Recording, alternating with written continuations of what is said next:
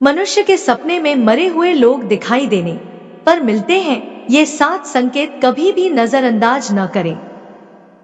एक समय की बात है, नारद मुनि कैलाश पर्वत पर भगवान शिव से मिलने के लिए गए। वहां पहुंचकर नारद मुनि ने भगवान शिव को प्रणाम किया।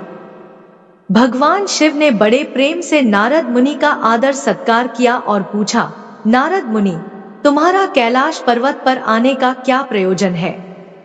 अवश्य ही तुम किसी महत्वपूर्ण कार्य से या कोई महत्वपूर्ण समाचार लेकर आए होगे। तब नारद मुनि ने कहा, हे देवों के देव महादेव, आप तीनों लोकों में सबसे बड़े हैं और आपसे कोई भी बात छिपी हुई नहीं है। आपको समस्त चराचर के भूत और भविष्य का ज्ञान है, इसलिए मैं आपके पास एक महत्वपूर्ण प्रश्न लेकर आया हूं। कृपया आप मेरे प्रश्न का समाधान करने की कृपा कीजिए। भगवान शिव ने कहा, मुनिवर, तुम सत्य कहते हो। हम तीनों लोकों में निवास करने वाले सभी प्राणियों के बारे में जानते हैं। आखिर तुम्हारा प्रश्न क्या है? तुम मुझसे क्या जानना चाहते हो? तब नारद मुनि ने कहा, हे भोलेनाथ, मैं मृत्यु लोक में भ्रमण करने गया था और वहां से लौट रहा हूं। वहां मैंने भूत प्रेत और पिशाच आदि कई विचित्र चीजें देखी जो वन में निवास करती हैं। इसके साथ ही मैंने देखा कि सभी दुष्ट शक्तियां मनुष्यों को परेशान करती रहती हैं और उन्हें हमेशा दुख देती हैं। इसका क्या कारण है? और ये सभी बुरी शक्तियां मनुष्यों को क्यों परेशान करती रहती हैं? इसके अलावा मेरे मन में एक और प्रश्न उठ रहा है कि मनुष्य कई बार सपने में अपने पूर्वजों को देखता है। इसका क्या अर्थ होता है? सपने में मरे हुए लोग दिखाई देने का क्या मतलब है? इससे मनुष्य को कौन से संकेत मिलते हैं? हे भोलेनाथ, मैं समस्त मनुष्य जाति के कल्याण के लिए इन प्रश्नों के उत्तर जानने के लिए ही आपके पास आया हूं। नारद मुनि के प्रश्न सुनकर भगवान शिव ने कहा, हे मुनिवर, तुमने समस्त मानव जाति के कल्याण के लिए उचित प्रश्न किए हैं। मैं तुम्हें इन प्रश्नों के उत्तर अवश्य दूंगा, परंतु उससे पहले मैं तुम्हें एक पवित्र कथा सुनाता हूं। इस कथा में तुम्हें तुम्हारे इन प्रश्नों के उत्तर मिल जाएंगे। तुम इस कथा को बड़े ध्यान से सुनना, और जो भी प्राणी इस पवित्र कथा को ध्यान लगाकर सुनेगा, उसके घर में हमेशा खुशहाली बनी रहेगी और उन्नति के नए द्वार खुलते चले जाएंगे। तब नारद मुनि ने कहा, हे भोलेनाथ, आप मुझे वह पवित्र कथा सुनाइए, मैं उसे बड़े ध्यान से सुनूंगा। फिर भगवान शिव ने नारद मुनि को यह पवित्र कथा सुनाई। एक समय की बात है, मध्य देश में एक बड़ी ही सुंदर और रमणीय नगरी थी।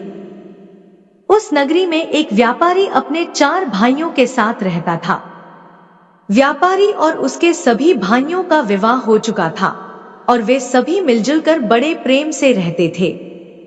व्यापारी के घर में किसी भी चीज की कोई कमी नहीं थी, क्योंकि वे सभी मिलजुल कर व्यापार करते थे। उस नगरी में उस व्यापारी जैसा कोई भी धनवान नहीं था। यह सारी संपत्ति उस व्यापारी को उसके पूर्वजों से प्राप्त हुई थी। व्यापारी के पूर्वज बहुत बड़े दानी और दयालु थे। वे सभी दान, धर्म, यज्ञ और अनेक प्रकार के धार्मिक कार्य किया करते थे। परंतु वह व्यापारी बहुत बड़ा कंजूस स्वभाव का था और उसके अंदर उसके पूर्वजों के लक्षण बिल्कुल भी नहीं थे। व्यापारी ने अपने जीवन में न तो कभी दान धर्म किया, न कभी यज्ञ करवाया और न ही कोई धार्मिक कार्य करवाया। व्यापारी ने अपने जीवन में बहुत धन इकट्ठा किया, परंतु उसने उस धन का कभी सदुपयोग नहीं किया। उसने अपने द्वार पर आए याचक को भी कभी फूटी कौड़ी तक नहीं दी, न कभी भूखों को भोजन कराया। वहीं व्यापारी के पूर्वज भूखों को भोजन कराते थे और निर्वस्त्र को वस्त्र दान करते थे और गरीबों की कई प्रकार से सेवा करते थे। परंतु व्यापारी अपने पूर्वजों का अनुसरण नहीं करता था और हमेशा ही धन इकट्ठा करने में लगा रहता था। इस तरह से उस व्यापारी के पास बहुत सारी संपत्ति हो गई, लेकिन उसके पूर्वज उससे बहुत नाराज हो गए। व्यापारी के पूर्वजों को अपने बेटे का व्यवहार ठीक नहीं लगा और वे पितृलोक में दुखी रहने लगे। धन कमाने के लालच में व्यापारी इतना अंधा हो गया कि वह अपने पूर्वजों को भी भूल गया और उसने धीरे धीरे अपने पूर्वजों का श्राद्ध तथा तर्पण आदि कार्य करना भी बंद कर दिया, जिससे उसके पूर्वजों की आत्मा की तृप्ति नहीं हो पाई। वे अपने बेटे के इस व्यवहार के कारण अत्यंत दुखी रहने लगे। फिर एक दिन व्यापारी के पूर्वज पितृलोक में आपस में बातचीत करते हुए व्यापारी से मिलने का विचार करते हैं।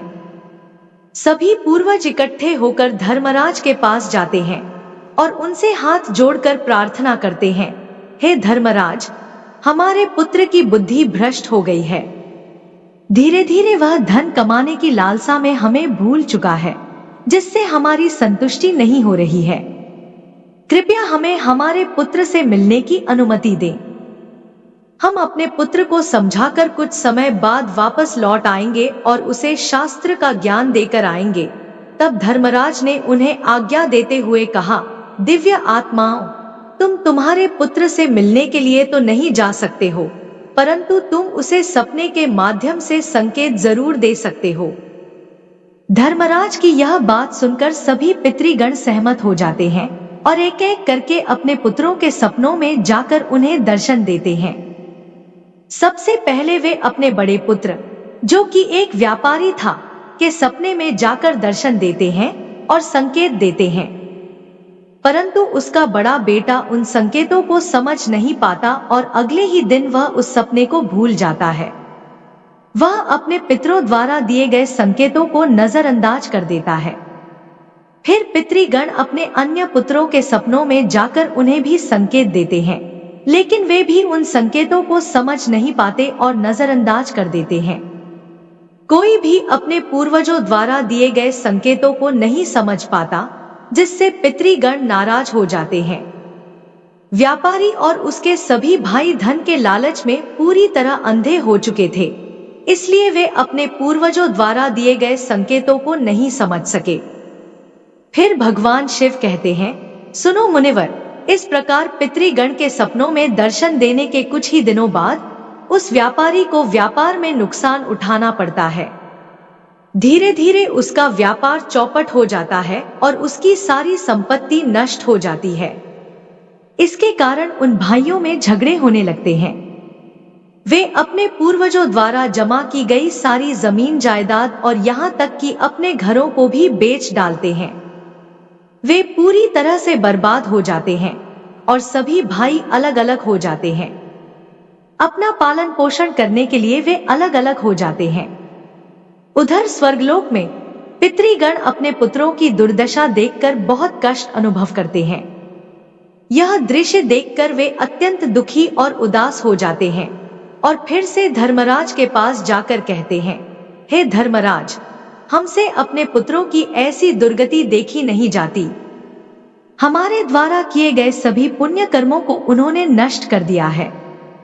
कृपया आप कुछ ऐसा उपाय कीजिए जिससे उन्हें उनकी भूल का पता चल सके। भगवान शिव कहते हैं, सुनो मुनिवर। फिर धर्मराज उन पितरों से कहते हैं, हे दिव्य आत्माओं, मैं तुम्हारी व्यथा को अच्छी तरह समझता हूँ, इसलिए मैं अवश्य ही तुम्हारी सहायता करूंगा। फिर धर्मराज एक ब्राह्मण का रूप धारण कर पृथ्वीलोक पर आते हैं और उन पितरों के पुत्रों से मिलने जाते हैं। वे सबसे पहले व्यापारी के घर जाते हैं। वह व्यापारी बिस्तर पर पड़ा हुआ था, क्योंकि उसे कई प्रकार की बीमारियों ने घेर रखा था। व्यापारी की पत्नी ने ब्राह्मण का आदर सत्कार किया और दान दक्षिणा देने लगी। तब वह ब्राह्मण कहता है, बेटी, तुम्हारे घर में पितृदोष है, इसी कारण तुम्हारे पति की यह दशा हुई है। तुम्हारे पति के कर्मों के कारण तुम्हारे पूर्वज नाराज हो गए हैं। ब्राह्मण की बात सुनकर व्यापारी ने पूछा, हे ब्राह्मण देवता, मैंने ऐसा कौन सा पाप किया है जो मेरा सब कुछ बर्बाद हो गया है और मेरे भाई भी मुझे छोड़कर चले गए हैं और मुझे अनेक बीमारियों ने घेर लिया है। तब ब्राह्मण ने कहा, तुमने अपने पूर्वजों को नाराज किया है। तुम्हारे पूर्वजों ने जो संपत्ति और पुण्य अर्जित किया था, उसे तुम और तुम्हारे भाइयों ने मिलकर नष्ट कर दिया है। जिस कारण तुम्हारी और तुम्हारे भाइयों की यह दुर्दशा हुई है। तुम्हारे पूर्वजों ने तुम्हें और तुम्हारे भाइयों को सपनों में आकर कई महत्वपूर्ण संकेत दिए थे, परंतु तुमने उन संकेतों को नजरअंदाज कर दिया और अपने पूर्वजों का अपमान किया है। यही कारण है कि तुम्हारा सारा धन और वैभव नष्ट हो चुका है। इस प्रकार ब्राह्मण द्वारा बताए जाने पर व्यापारी को सब कुछ याद आ जाता है और उसे याद आता है कि सपने में उसके पूर्वजों ने उसे दर्शन दिए थे। व्यापारी ब्राह्मण से कहता है, हे ब्राह्मण देवता, आप सत्य कह रहे हैं। हमारे पूर्वजों ने हमें सपनों में दर्शन अवश्य दिए थे, किंतु हम उनके संकेतों को समझ नहीं पाए। कृपया मुझे बताएं कि सपने में पूर्वजों को देखने पर क्या संकेत मिलते हैं। भगवान शिव कहते हैं, सुनो मुनिवर। फिर ब्राह्मण देवता ने कहा, हे पुत्र, ध्यान से सुनो। मैं तुम्हें सपने में पूर्वजों के दर्शन होने पर मिलने वाले संकेतों के बारे में बताता हूँ। धर्मराज कहते हैं, यदि पितरों का उद्धार नहीं होता है तो वे प्रेत योनि में ही मृत्यु लोक में भटकते रहते हैं और भूख प्यास से व्याकुल होकर अपने परिवार जनों के घर में प्रवेश करते हैं। यदि सपने में हाथी, घोड़ा, बैल अथवा मनुष्य का विकृत रूप दिखाई दे तो समझ लेना चाहिए कि पितृगण अपने पुत्रों के व्यवहार से अत्यंत दुखी हैं।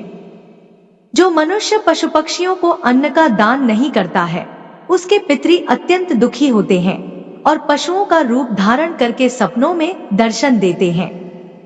यदि मनुष्य को कोई ऐसा सपना आता है जिसमें कोई पशु अथवा जानवर मनुष्य की वाणी में बोलता हुआ दिखाई दे, जैसे कुत्ता, बिल्ली, भैंस आदि मनुष्य की तरह बातें करते हुए दिखाई दे, तो इसका अर्थ यह होता है कि मनुष्य के पितृ उससे अत्यंत रुष्ट हैं। ऐसे मनुष्य को भविष्य में भयंकर अपमान का सामना करना पड़ सकता है। ऐसे मनुष्य के जीवन में दुख और क्लेश होता है। उसके भाई बंधु पशुओं की भांति आपस में ही युद्ध करने लगते हैं। यदि धर्मराज कुछ मांगते हुए दिखाई देते हैं तो उस सपने को मनुष्य को कभी भी नजरअंदाज नहीं करना चाहिए।